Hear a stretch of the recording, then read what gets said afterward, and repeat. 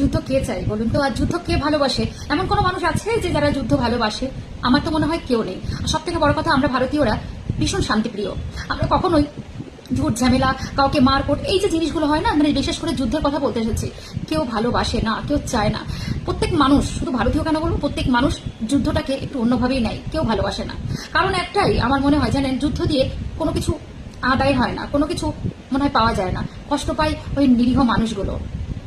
এত যুদ্ধ তো আপনার চোখে পড়েছে আর আমাদের চোখেও পড়েছে, কিন্তু যুদ্ধ দিয়ে কার ভালো হয়েছে? আমার তো মনে হয় কারোরই হয়নি। সত্যি হাহাকার, যুদ্ধের পর যে দৃশ্যটা আমরা দেখতে পেয়েছি, আপনারা সবাই দেখতে পেয়েছেন। সত্যি আপনারা বলুন তো, এই আর্তনাদ, এই কষ্ট, এই চোখে একটা সাধারণ মানুষ হিসেবে কি দেখা যায়? যে কোনো মানুষ তার প্রাণ ফেটে যাবে। সুতরাং সত্যি কথা বলতে কি, এটা ঠিক নয় আমার মনে হয়। আমি জানি অনেক মানুষ হয়তো বলে না যে মানে কথা বোঝে না, ভাষা বোঝে না, তাই হয়তো আজকে এগুলো হচ্ছে, কিন্তু এটা সলিউশন হতে পারে না।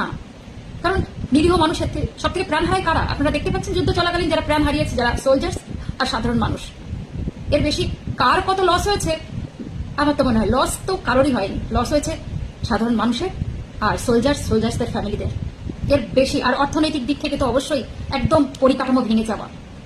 তাই সত্যি কথা বলতে কি, আমি চাই না। আমার সাথে কে কে চান না অবশ্যই কিন্তু কমেন্ট সেকশনে লিখে যান প্লিজ।